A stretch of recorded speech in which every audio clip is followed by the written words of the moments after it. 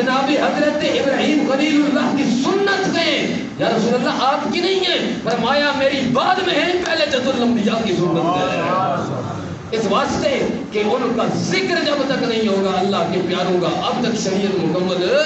نہیں ہوگی۔ تو جو فرمائیے، تو جب یہ باپ بیٹا دونوں، ایک ذبح کرنے والا ہے دوسرا ذبح ہونے والا ہے، سبحان اللہ، ہم قرآن نے نقشہ کھینچا، توجہ جی، فَلَمَّا أَسْلَمَا وَتَلَّهُ لِلْجَبِينِ، جب میں نے حکم دیا ابراہیم خلیل اللہ کو، اے ابراہیم خلیل اللہ اپنا بیٹا میری بارگاہ کے اندر قربان کر دو،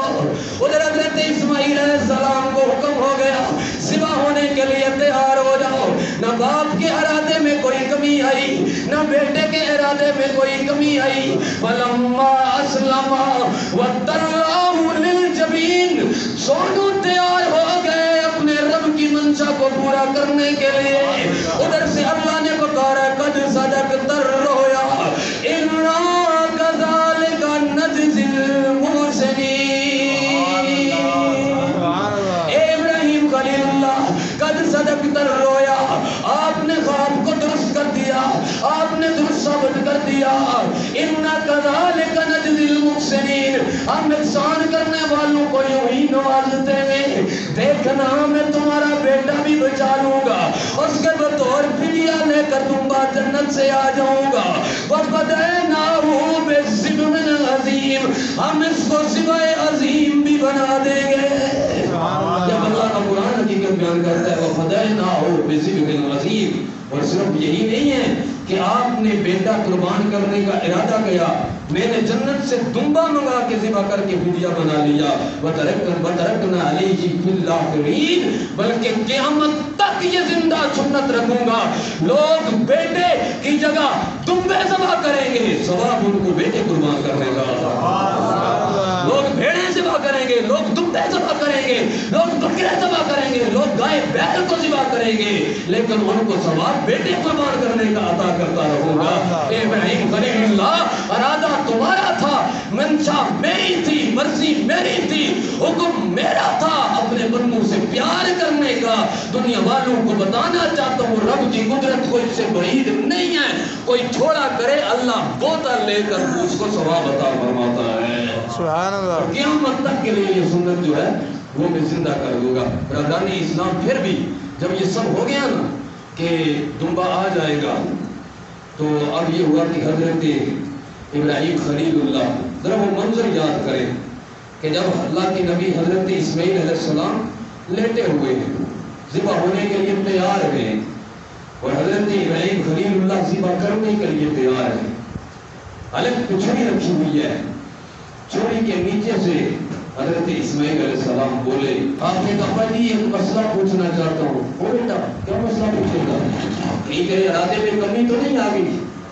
کیا مسئلہ پوچھے گا؟ کہا جی کمی کا تو سوچے بھی نہیں، لیکن پوچھنا یہ چاہتا ہوں، یہ بتائیں ہم دونوں میں سے سخی زیادہ کون ہے؟ سبحان اللہ، یہ ہے وہ ناز، یہ ہے وہ ناز جو انسان جب اپنے رب کو راضی کرتا ہے، رب کی قدرت کو اس کو رس کر جاتا ہے، سبحان اللہ۔ تو بیٹے ہوئے گھمایا، بھائی یہ تو بتاؤ نا ہم دونوں میں سے زیادہ سخی کون ہے؟ حضرت ابراہیم خلیل اللہ کہنے لگے، ہیں میرے نور نظر، ہے میرے لفظ جگر، میں تو اس سے زیادہ سخی ہوں، میں اپنے بڑھاپے کی لاٹھی کو ذبح کر رہا ہوں، میں اپنے بڑھاپے کے سہارے کو قربان کر رہا ہوں، مجھ سے زیادہ سخی کون ہے؟ حضرت اسماعیل علیہ السلام نے کہا ابا جان اگر سچ پوچھتے ہو تو میں آپ سے زیادہ سخی ہوں، کیونکہ اگر میں چلا جاؤں گا آپ کے دوسرے بیٹے آپ کی نگاہوں کے سامنے رہیں گے، آپ ان کو دیکھتے رہیں گے، آپ کے بڑھاپے کا سہارا وہ بیٹے بن جائیں گے۔ اے اللہ کے نبی، میری ایک جان ہے جب چلی جائے گی پھر واپس نہیں آئے گی۔ باپ بیٹے کی یہ گفتگو سنی، رب العالمین آسمانوں پر ملائل اعلیٰ کے سامنے مسکرا اٹھا،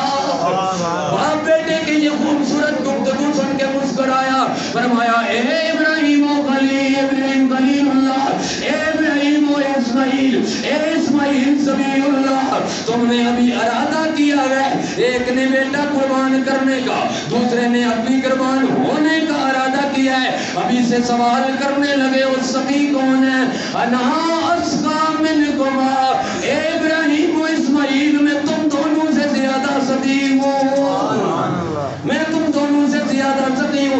ایک نے ارادہ کیا قربان کرنے کا، دوسرے نے نیت کر لی قربان ہونے کی، بلا میری سخاوت کی بھی تو حد دیکھو، میں ابھی اس جنت سے تمبا منواؤں گا، ذبح کروا دوں گا، اور حضرت اسماعیل کو بھی بچا لوں گا، قیامت تک باپ کو خلیل اللہ کا منصب عطا کروں گا اور بیٹے کو ذبیح اللہ کا منصب عطا فرماؤں گا، قیامت تک کے لیے یہ چھوڑ دوں گا، ذبیح اللہ بن جائیں گے حضرت اسماعیل علیہ السلام۔ لیکن پھر بھی ارادے میں کمی نہیں آئی، چھری چلائی حلق پہ لیکن چھری نے نہیں کاٹا، چھری کاٹ نہیں رہی ہے، بار بار چلا رہی، اور کہیں کسی کی دخل اندازی تو نہیں ہے، کہیں وسوسہ اندازی تو نہیں ہے، کہیں میری نگاہیں مجھے دھوکہ تو نہیں دے رہی کہ چھری کا کام کاٹنا یہ کاٹ نہیں رہی، بار بار چلا رہے ہیں، بار بار کہہ رہے ہیں پھر بھی نہیں کاٹ رہی۔ اللہ اللہ، حضرت ابراہیم خلیل اللہ کو غصہ آیا، آپ نے چھری کو اٹھا کر پھینکا۔ روایات بتاتی ہیں، تفسیرات بتاتی ہیں، مفسرین نے لکھا کہ وہ چھری اتنے زور سے جا کر پتھر پہ ٹکرائی کہ پتھر دو ٹکڑے ہو گیا، اور جب پتھر دو ٹکڑے ہوا یہ چھری بولی، اللہ نے زبان حال عطا فرمائی چھری کو، کیونکہ ان اللہ علی کل شیء قدیر، اللہ وہ ہے جو ہر چیز پہ قادر ہے۔ میں نے جب بیان کیا کہ وہ چھری بول گئی تو بعد میں لوگ کمنٹ پاس کرنے لگے، اپنی رائے ہم لوگ کام کر لیتے نا، انہوں نے مولوی صاحب یہ کہا کہ چھریاں بھی بولی ہیں،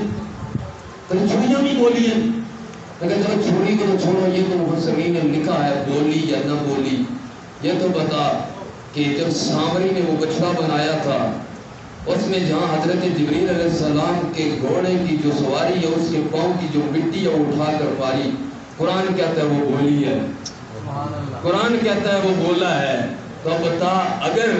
یہ ایک انسان جس کو بنائے اللہ کی قدرت سے بعید نہیں، اس کو زبان عطا فرمائے،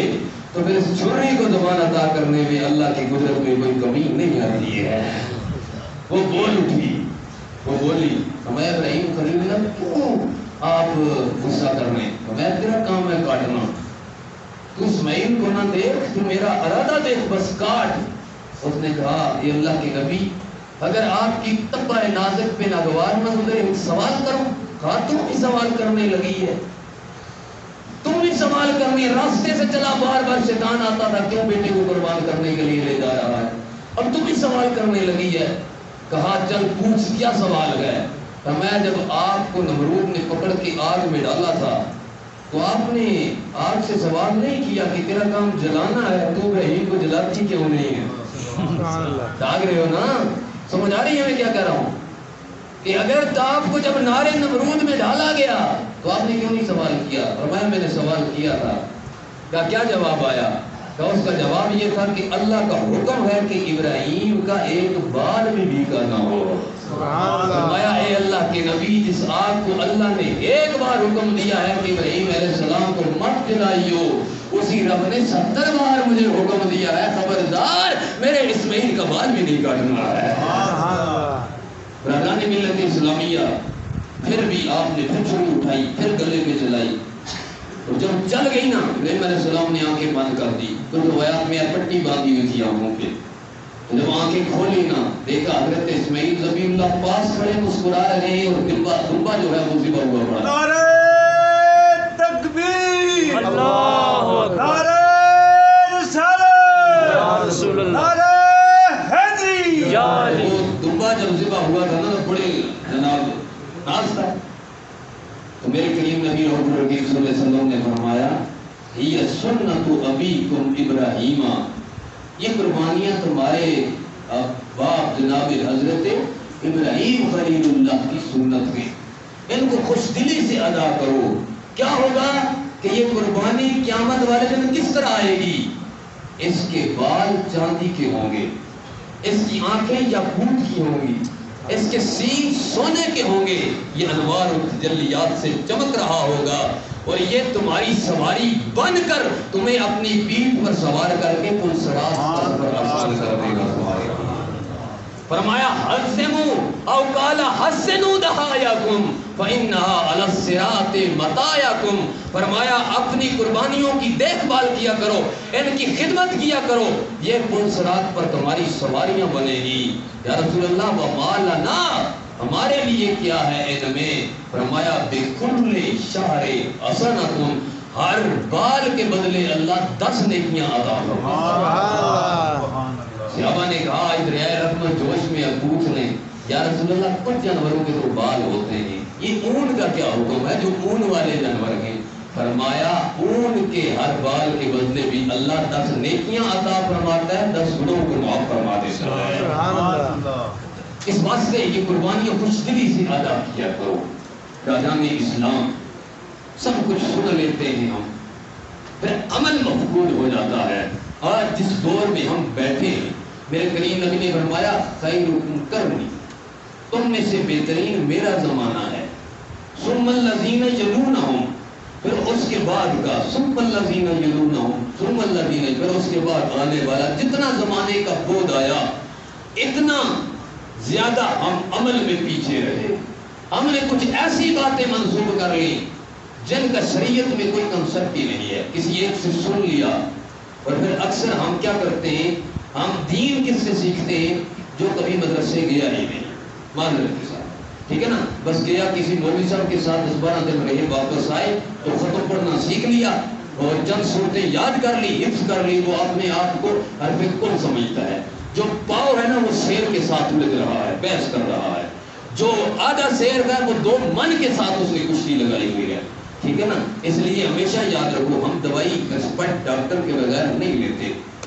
ہم جب تک وہ اسپیشلسٹ نہ ہو اس سے نہیں لیتے، ڈاکٹری اپنی ٹریٹمنٹ نہیں کرواتے، اس واسطے کہ جان کا خطرہ ہے، جہاں پر ایمان کا خطرہ ہے، جب تک مستند عالم بات نہ کرے خبردار کسی کی بات پہ یقین کرو، ٹھیک ہے نا۔ یہ تحقیق کرو، تحقیق کی دنیا ہے، یہ تو نہیں ہوتی دین سستا ہے، اتنا بھی سستا نہیں ہے، کم از کم اس کا جو ایکسپرٹ ہے اس نے وقت گزارا ہے اس سے مسئلہ پوچھ لو۔ ایک مسئلہ چل رہا ہے، بار بار پوچھ رہے ہیں، کہتے ہیں جی مجھ پہ تو قربانی ہے ہی نہیں ہے، میں نے کہا کیوں نہیں ہے تم پہ قربانی؟ کہا جی میں اپنی پوری کر چکا ہوں۔ کیا کر چکا ہوں؟